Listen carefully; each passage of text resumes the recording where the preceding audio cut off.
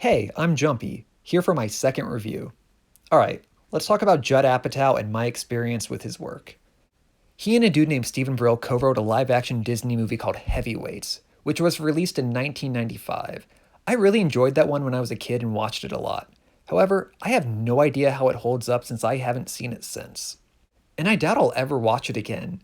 That's because I also used to really love The Mighty Ducks, which is another kids movie, and that one was written solely by Stephen Brill without the Apatow. I did get to revisit The Mighty Ducks a few years ago, and I kinda hated it. And I'm afraid the same thing will happen if I see Heavyweights again now, so I prefer to keep my positive memories of Heavyweights as they are. Apatow has also done television work. He co-created The Ben Stiller Show, which is a sketch comedy program that lasted one season. I watched it on DVD a long time ago, and I enjoyed it at the time, but I only remember a few of those sketches now. He also created a show about some college kids called Undeclared.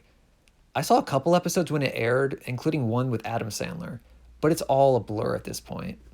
Later on in his career, Apatow produced Superbad and Pineapple Express, neither of which I liked very much. The only movie he directed that I had seen before this video is The 40-Year-Old Virgin.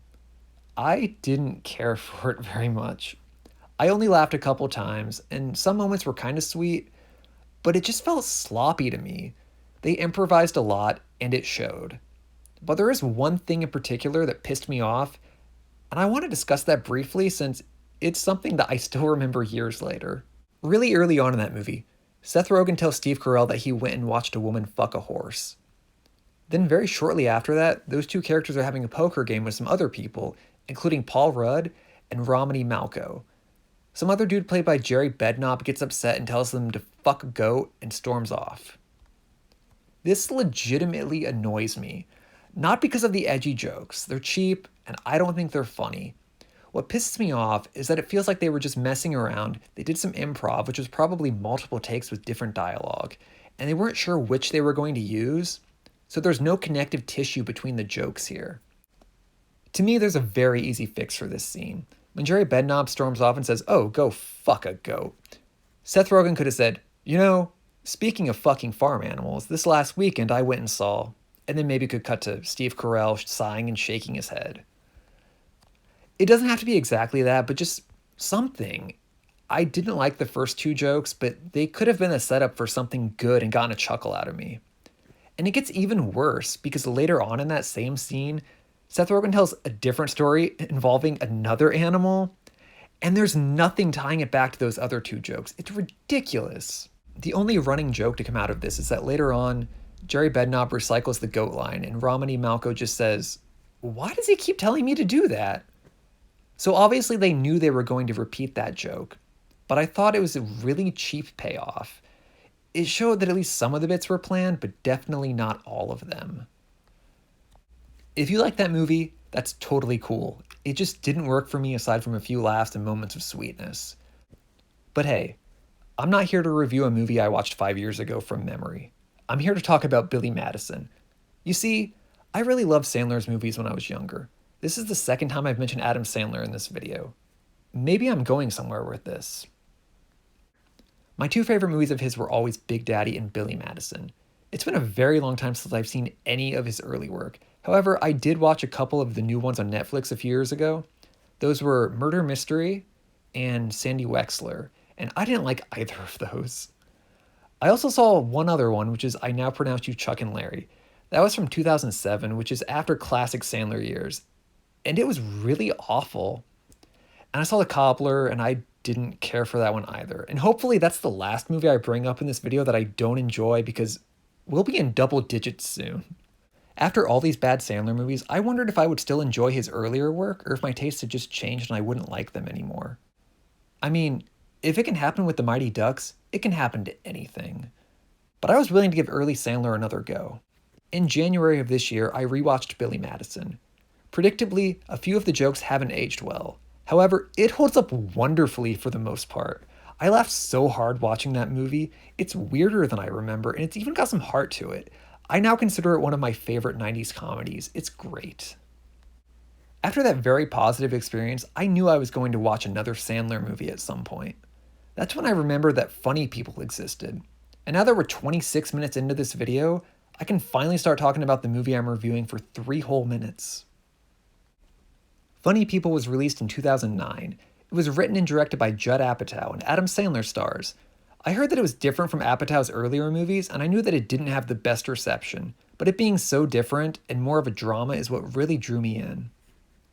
Funny People is about a stand-up comedian and actor named George Simmons, who's played by Sandler.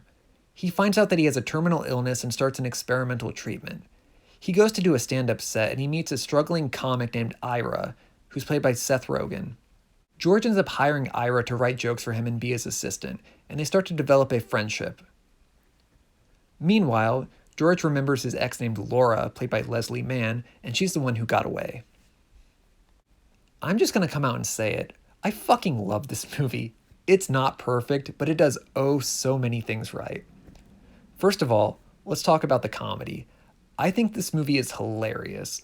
There is an awful sitcom in this movie's universe, as well as a terrible talking baby movie that George starred in, and they're both perfect satire. The side characters get their opportunities to shine, as well as some cameos from real-life stand-up comedians playing themselves. There are so many wonderful little moments and jokes that worked. Ira and his friends have some great exchanges, and I love how his friendship with George grows. The movie is primarily a drama, and holy shit, it really worked for me. These are very flawed characters, and they're not really happy. They can be assholes and make some really bad decisions. Even if they're not the most likable characters, it's really pulled together by some great performances that add a lot of humanity to them. This kept me invested in everything that happens. It can be sad, but it's not overbearing, and it's not a miserable movie overall despite the subject matter. I also want to mention there's another subplot with Ira and an actress who is played by Aubrey Plaza. I liked how they handled this, and it's realistic and awkward. Something I need to bring up is the movie's length. I watched the unrated version of this, which is 7 minutes longer than what played in theaters. This makes the movie a little over 2.5 hours long. It sounds daunting, but it wasn't for me. Something happens about 90 minutes into the movie, and I have heard that the last hour isn't as good as the beginning. I took a short break to get a glass of water, and I braced myself for the worst. And I was pleasantly surprised by how much I liked it. It didn't drag at all. It does become a sitcom at times, but god damn it, it worked. It almost felt like Apatow was trying to do an elevated form of those kinds of silly sitcom antics and misunderstandings that he was satirizing in the movie's in-universe sitcom. The movie pulls it off because not only is it well done, but because it took its time setting up its characters before we got to that point. In particular, Seth Rogen cracked me up so much during the last hour of the movie, especially some of his nonverbal reactions. Ultimately, everything comes together in a way that makes sense for these characters, and it's a satisfying conclusion. The movie gives you a lot to think about, like what you wish you'd done differently in life, being a friend versus being an employee, how your decisions affect other people, competition, both real and perceived, in career and relationships. And this is not an exhaustive list. I got a lot out of this movie, and it's a movie I genuinely love. I am very glad I took a chance on it. It's a little bit better than Rest Stop, I can say that with certainty. I was debating on an 8, but fuck it, I'm giving this one a 9 out of 10. I can see why it doesn't appeal to everyone, but it stuck with me ever since I watched it a couple months ago. I can't guarantee you'll like it, I can never do that, but I do highly recommend giving this one a chance. Everyone, take care.